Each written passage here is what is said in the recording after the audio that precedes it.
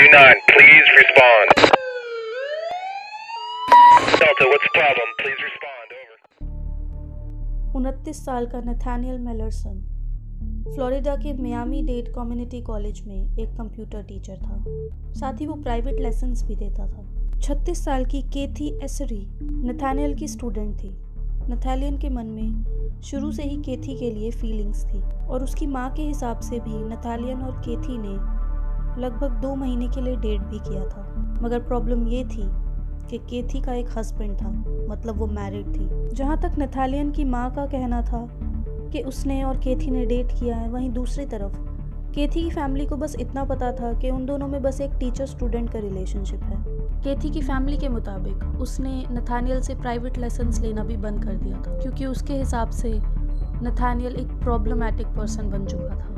Nathaniel इस बात से बहुत गुस्सा था कि केथी मैरिड है और 14 जनवरी 1997 के दिन नथानियल केथी के पेरेंट्स के घर पर चला गया, जहाँ पर केथी अपने हस्बैंड जॉफ्री के साथ रहती। केथी के पेरेंट्स ने नथानियल को घर के अंदर भी आने दिया, क्योंकि आगे जो होने वाला था उस बात से वो अनजान। मगर उस वक्त केथी और उसका हस्बैंड जॉफ्री घर पर नहीं थे। मगर जैसे ही जॉफ्री और केथी घर पर आते हैं, नथानियल और जॉफ्री की लड़ाई होने लगती है और उसी वक्त नथानियल जॉफ्री को गोली मार देता है, जिससे उसकी तुरंत मौत हो जाती है। उसके बाद नथानियल दूसरा निशाना अपनी स्टूडेंट केथी पर लगाता है, जिससे केथी की जान भी चली जाती है और उसके बाद वो अपने आप को भी उसी गन से मार देता है।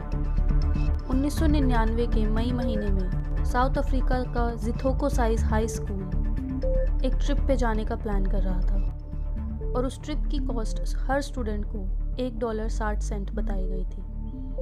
मगर कुछ टाइम बाद स्टूडेंट्स को पता लगा कि असल कॉस्ट $1.30 थी, जिसकी वजह से उन लोगों ने बाकी बचे हुए 30 सेंट्स वापस लेने की डिमांड अपने टीचर्स के सामने रखी। मगर उनको रिफंड नहीं दिया गया, जिसकी वजह से सभी स्टूडेंट्स गुस्से में आ गए और प्रिंसिपल की कार पर पत्थर फेंकने लगे। सभी टीचर्स और प्रिंसिपल अपनी सेफ्टी के लिए लाइब्रेरी में चले गए और खुद को वहाँ पर लॉक कर लिया, जिसके बाद सभी स्टूडेंट्स ने लाइब्रेरी की विंडो में पत्थर फेंकने शुरू कर दिए। और उसके बाद जो हुआ उस बारे में शायद उन स्टूडेंट्स ने कभी नहीं सोचा होगा। लाइब्रेरी के अंदर से प्रिंसिपल और एक टीचर ने सभी बच्चों पर ओपन फायर करना शुरू कर दिया, जिसकी वजह से एक 19 साल के स्टूडेंट की मौत हो गई और 2 स्टूडेंट्स घायल हो गए।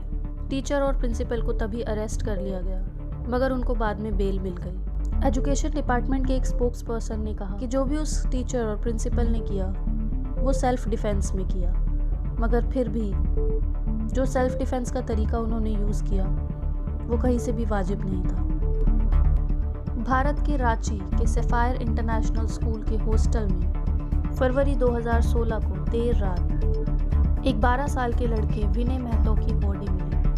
बॉडी को देखकर साफ पता लग रहा था कि किसी ने विनय की बहुत बुरी तरीके से पिटाई की है। विनय को तुरंत हॉस्पिटल ले जाया गया, मगर उसके सर, चेस्ट और लिवर पर काफ़ी इंजरीज थी, जिसके कारण उसकी मौत हो गई। पुलिस की इन्वेस्टिगेशन शुरू हुई और उन्हें हॉस्टल के सीसीटीवी फुटेज से ये पता लगा कि विनय हॉस्टल से आधी रात को बाहर निकला और टीचर्स क्वार्टर्स की तरफ जाने लगा, जो कुछ ही दूरी पर था। जिसके बाद स्कूल के टीचर और दूसरे स्टाफ का इंटरव्यू लिया गया, जिसके बाद पुलिस को ये पता लगा कि विनय एक टीचर के घर पर गया था जिसका नाम था नेज़मा खातून। असल में बात ये थी कि विनय अपनी टीचर नेज़मा खातून की 11 साल की बेटी से प्यार करता था और ये बात नेज़मा के बेटे को बिल्कुल पसंद नहीं आई, जिसकी वजह से उसने एक प्लान बनाते हुए विनय को अपने घर खाने पर बुलाया।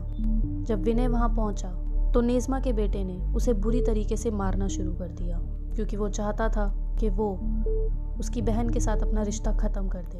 मार पिटाई की आवाज़ सुनकर नेज़मा और उसकी बेटी भी जाग गए और जब वो सीढ़ियों से नीचे उतरे तो उन्होंने देखा कि उनके बेटे ने विनय को बहुत बुरी तरीके से पीटा हुआ है। वो दोनों घबरा गई और वो विनय को धकेलते हुए घर की दूसरी मंजिल पर ले आए और उसे खिड़की से बाहर फेंक दिया और ऊंचाई से गिरने के कारण आखिरकार विनय की मौत हो गई। जापान के एक प्राइवेट स्कूल में 23 साल का यू हगीनो एक पार्ट टाइम टीचर था। हगीनो और उसकी 12 साल की स्टूडेंट सयानो के बीच में चीज़ें कुछ ठीक नहीं चल रही थी। सयानो ने हगीनो की नकल उतारी थी, जिसकी वजह से उन दोनों के बीच में काफ़ी कहासुनी हुई थी। जिसके बाद सयानो ने अपने पेरेंट्स को इस पूरे मामले की खबर की, जिसके बाद सयानो के पेरेंट्स ने स्कूल में हगीनो के खिलाफ कंप्लेंट करी, जिसका रिजल्ट ये निकला कि स्कूल अथॉरिटीज़ ने हगीनो को सयानो को पढ़ाने के लिए साफ मना कर दिया था। ये खबर सुनने के बाद हगीनो बहुत ज़्यादा गुस्से में आ गया और जिसके बाद वो पास ही के हार्डवेयर स्टोर से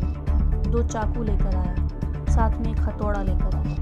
10 दिसंबर 2005 के दिन इस बात को हुए 1 हफ्ता बीत चुका था। उस दिन सयानो का एग्ज़ाम था। उस दिन हगीनो सयानो को एक रूम में ले गया और उसे वहाँ पर लॉक कर दिया। उसके बाद उसने सयानो पर हथौड़े से वार करने की कोशिश की, जिसमें वो असफल रहा और उसके बाद उसने 1 फीट लंबे चाकू से उस 12 साल की लड़की की चेस्ट, नेक और फेस पर 13 बार वार किया। ये सब करने के बाद उसने अपने पिता को फ़ोन किया और उनके सामने ये कबूल किया कि मैंने एक लड़की को मार दिया है। चाइना का एक टीचर शेन पिक्वान 6 साल से मेंटल इलनेस का शिकार था। उसे कई महीनों तक हॉस्पिटल में रहना पड़ता था। उसके पास वहाँ की फ़ीस देने के लिए पैसे भी नहीं थे और जिस स्कूल में वो पढ़ाता था वहाँ का स्कूल उसके हॉस्पिटल स्टेज के लिए पैसे देने से साफ इनकार करता था। वो सिर्फ उसे स्कूल में काम करने के पैसे देते थे, उसके अलावा स्कूल उसका कोई भी खर्चा उठाने को तैयार नहीं था। आखिरी बार जब वो हॉस्पिटल से बाहर आया उस समय उसके साथ एक सर्टिफिकेट था जिसमें साफ लिखा था कि अब वो बिल्कुल हेल्दी है, जिसके कारण उसने फिर से स्कूल में इंग्लिश पढ़ाना शुरू कर दिया था, मगर उसके साथ साथ उसकी दवाइयाँ भी चल रही थी। 2003 की शुरुआत में शेन पिक्वान के पास सारे पैसे ख़त्म हो चुके थे। उसके पास अपनी दवाइयों के भी पैसे नहीं थे। पैसों की तंगी को लेकर शेन पिक्वान बहुत ज़्यादा स्ट्रेस्ड था और साथ ही वो मेंटल इलनेस का शिकार तो था ही। जिसके बाद वो स्कूल में एक वेजिटेबल नाइफ लेकर पहुंच गया और उसने टीचर स्टाफ का दरवाज़ा खटखटाया। जिस इंसान ने दरवाज़ा खोला उसने सबसे पहले उस पर चाकुओं से वार करना शुरू कर दिया और उसके बाद उसके सामने जो भी आया वो चाकू से उन्हें रौंदता रहा। उसने 4 स्टूडेंट्स की जान ली, साथ ही 2 स्टूडेंट्स घायल भी हुए और उसके साथ एक टीचर भी घायल हुआ। अगस्त महीने की 1975 की रात को 16 साल की डेबी गामा अपने घर से गुस्से में निकल गई क्योंकि उसकी माँ के साथ बहस हो गई थी और वो ही आखिरी रात थी जब उसकी फैमिली ने उसे जिंदा देखा था। उसके घर से निकलने के 4 दिन बाद डेबी की गली हुई बॉडी एक छोटी सी नदी में मिली। डेबी की गर्दन, कलाइयाँ और टांगें एक कॉपर वायर से बंधी हुई थी। बॉडी को देखकर साफ पता लग रहा था कि कॉपर की वायर से उसका गला घोटा गया था। जांच के बाद ये भी पता लगा कि डेबी की मौत से पहले उसके साथ किसी ने बलात्कार भी किया था। इस हादसे के होने के 400 दिन बाद पुलिस इस नतीजे पर पहुंची कि डेबी को और किसी ने नहीं बल्कि उसके 39 साल के English teacher Raymond Dale Pine ने मारा था, जिसके बाद रेमंड को अरेस्ट कर लिया गया। कोर्ट में अपने पूरे ट्रायल में रेमंड लगातार कहता रहा कि उसने डेबी को सिर्फ पेड़ से बांधा था, ना ही तो उसने उसका रेप किया था, ना ही उसे मारा था, मगर फिर भी उस पर 1st डिग्री मर्डर के चार्जेस लगे और उसे उम्र कैद की सज़ा हुई। 28 साल का लियू होंगवन मेंटल इलनेस से जूझ रहा था। वो चाइना के एक स्कूल में टीचर था। एक दिन वो 1st क्लास के बच्चों की क्लासरूम में घुस गया और उसके हाथ में एक मीट काटने वाला बड़ा सा चाकू था, जिसका इस्तेमाल करके उसने 1st क्लास के 4 मासूम बच्चों की जान ले ली। लियू बस इसी हद तक नहीं जाने वाला था। उसके बाद वो दूसरी क्लासरूम में गया जहाँ पर उसने 64 लोगों को, जिसमें टीचर्स और स्टूडेंट्स दोनों ही थे, उन्हें कई घंटों तक बंदी बनाकर रखा। उन कई घंटों के बीच लियू ने काफ़ी टीचर्स पर अटैक किए। कुछ ही देर बाद पुलिस वहाँ पर पहुँच गई और पुलिस को देखकर टीचर्स और स्टूडेंट्स वहाँ से भागने लगे। वो दृश्य बहुत ही खौफनाक था। लियू अपना हथियार नहीं गिरा रहा था, मगर काफ़ी जद्दोजहद के बाद फाइनली लियू मान गया। 4 स्टूडेंट्स की मौत हुई और साथ ही साथ 9 स्टूडेंट्स और 3 टीचर घायल हुए। कोर्ट में अपनी पेशी के दौरान लियू ने बोला कि वो गिल्टी नहीं है क्योंकि उसकी मेंटल हेल्थ ठीक नहीं है और उसके टेस्ट होने के बाद पता लगा कि उसको स्किज़ोफ्रेनिया है और उसके बाद उसे मेंटल इंस्टीट्यूट भेज दिया गया ताकि उसकी साइकियाट्रिक हेल्प हो सके। 12 अक्टूबर 1950 की सुबह कैलिफोर्निया के पुलिस स्टेशन में एक फ़ोन कॉल आता है। वो फ़ोन था वॉयलेट नाम की एक टीचर का और वो ये दावा कर रही थी कि उसकी एक 10 साल की स्टूडेंट कैथरीन सांस नहीं ले रही है। जब पुलिस वहाँ पर पहुंची तो उन्होंने देखा कि वो छोटी सी लड़की वहाँ मृत पड़ी हुई थी। उसके हाथ और पैर एक चेयर से बंधे हुए थे और उसके कंधों पर अकॉर्डियन के स्ट्रैप बंधे हुए थे। वॉयलेट ने पुलिस को बताया कि जब वो सुबह 6 बजे उठी उस समय उसने कैथरीन की रोने की आवाज़ सुनी। जब पुलिस ने वॉयलेट से पूछा कि कैथरीन कुर्सी से क्यों बंधी हुई थी तो उसका जवाब वॉयलेट ने दिया कि वो सब कैथरीन ने अपने साथ खुद किया था। वॉयलेट ने पुलिस को बताया कि कैथरीन को अपने आप को दर्द पहुंचाने में मज़ा आता था।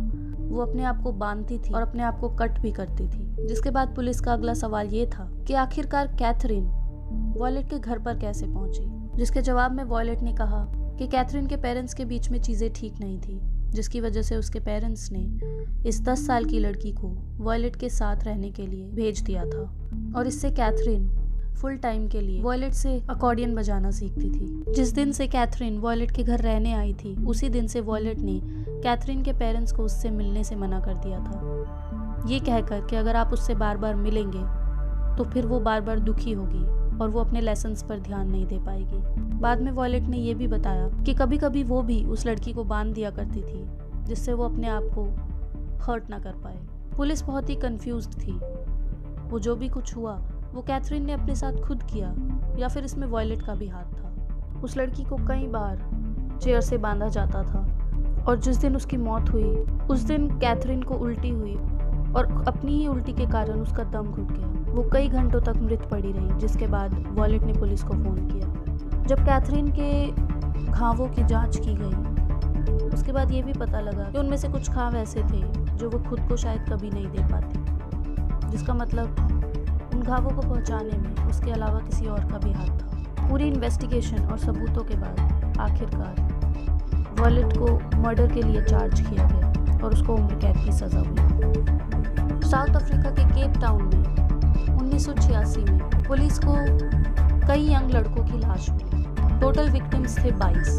सभी लड़कों की उम्र 15 साल से कम थी। सभी लड़कों का शोषण किया गया था और उनका गला घोटा गया था, जिसके बाद उन्हें ज़मीन में थोड़ी सी मिट्टी खोद कर दफना दिया गया था। इन्वेस्टिगेशन होते होते कई साल बीत गए थे और 1992 में पुलिस ने उस किलर का प्रोफाइल तैयार कर लिया था, जिसके मुताबिक वो मर्डरर लगभग 28 साल का होना चाहिए था। सभी विक्टिम्स में से जो फाइनल विक्टिम था वो था 9 साल का एलरॉय वैन रूएन। उसको आखिरी बार केप टाउन के एक ट्रेन स्टेशन पर देखा गया था और जिन 2 लड़कों ने उसे देखा था उन्होंने पुलिस को उस किलर के बारे में कुछ डिटेल्स दी थी, जिसके बाद फाइनली 27 साल के नॉर्मन साइमंस को पुलिस पकड़ पाई। नॉर्मन साइमंस 5वीं क्लास का एक टीचर था और सभी मर्डर्स करने के बाद वो कई बार साइकियाट्रिक हॉस्पिटल भी गया था, जहाँ पर वो अपने डिप्रेशन का इलाज करा रहा था। पुलिस ने उसका इंटरव्यू लिया और उसने कबूल कर लिया कि उसका जो आखिरी विक्टिम था एलरॉय वैन रूएन, उसने उसका मर्डर किया था। इन्वेस्टिगेशन के दौरान साइमंस ने यह भी बताया कि जब वो छोटा था उस समय उसके भाई ने उसका रेप किया था, मगर पुलिस बाकी बच्चों के मर्डर्स के साथ साइमन का कनेक्शन प्रूव नहीं कर पा रही थी, मगर फिर भी उसे 9 साल के एलरॉय के मर्डर के केस में सज़ा हुई। जर्मनी के एक स्कूल में मरिया पॉल ने 20 जून 1913 को सुबह 11 बजे अपनी क्लास के बच्चों को 2 लाइन में खड़ा किया ताकि वो रिसेस में बाहर जा सके, और वही वो वक्त था जिस समय 29 साल की हाइंस नाम के एक टीचर ने, जिसके पास उस समय नौकरी नहीं थी, उन बच्चों पर हमला बोल दिया। उसने लगातार बच्चों पर गोलियां चलानी शुरू कर दी। 2 लड़कियां तुरंत ही मर गई। साथ ही एक लड़की अपनी जान बचाने के लिए सीढ़ियों से नीचे भागने लगी, जिसकी वजह से वो गिर गई और उसकी भी मौत हो गई। ये सब होने के बाद मरिया फटाफट सभी बच्चों को क्लासरूम के अंदर ले गई। जब ये सब हुआ तो गोलियों की आवाज़ सुनकर उस बिल्डिंग का केयर टेकर भी वहाँ आ गया और उसने हाइंस के ऊपर जंप कर दिया, मगर अनफॉर्चुनेटली हाइंस उसके चंगुल से भी बाहर निकल गए और उसने उसके फेस पर भी गोली मार दी। दूसरी क्लास के बच्चे डरे हुए थे और भाग रहे थे। हाइंस ने उन्हें भागते हुए देखा और उसने उन पर भी हमला बोल दिया। एक टीचर ने ये सब देखा और वो भागता हुआ वहाँ पर उसको रोकने के लिए आया, मगर उस पर भी हाइंस ने 2 बार गोलियां चला दी। इलाज के बाद वो टीचर और उस बिल्डिंग का केयर टेकर दोनों की जान बच गई। ये खबर पेरेंट्स तक पहुंच चुकी थी और सभी पेरेंट्स स्कूल में पहुंच चुके थे। वहां पर लोगों की भीड़ लगनी शुरू हो गई थी। शूटिंग शुरू होने के 15 मिनट बाद फाइनली एक आदमी वहां पर पहुंचा और उसने सूखी घास उठाने वाले एक टूल से, जिसे पिचफॉर्क कहते हैं, उससे उस पर हमला किया, जिसकी वजह से फाइनली हाइंस रुक पाया। जिसके बाद पुलिस वहां पर पहुंची और उसको अरेस्ट कर लिया गया। टोटल 21 लोग घायल हुए और 5 लोगों की मौत हो गई। हाइंस को मेंटल इंस्टीट्यूट इलाज के लिए भेज दिया गया और उसके 20 साल बाद उसकी मौत हो गई। और आज की तारीख में ये हिस्ट्री का सबसे बड़ा मास स्कूल मर्डर माना जाता है। गाइस, टीचर्स तो वो लोग होते हैं जो ऐसा करियर पाथ चुनते हैं जिसमें वो छोटे छोटे बच्चों को हेल्प करते हैं उनका एक बेटर फ्यूचर बनाने के लिए। मगर सैडली कुछ टीचर्स ऐसे भी हैं जो इन्हीं मासूम बच्चों की जान ले लेते हैं। आपका इन सभी केसेस के बारे में क्या कहना है मुझे कमेंट्स में ज़रूर बताइएगा। अगर वीडियो पसंद आई है तो वीडियो को लाइक कर दीजिए और ऐसी ही वीडियोज़ आप आगे भी देखना चाहते हैं तो चैनल को सब्सक्राइब कर दीजिए। मैं मिलूंगी आपसे एक अगली क्राइम स्टोरी के साथ। Until then, signing off.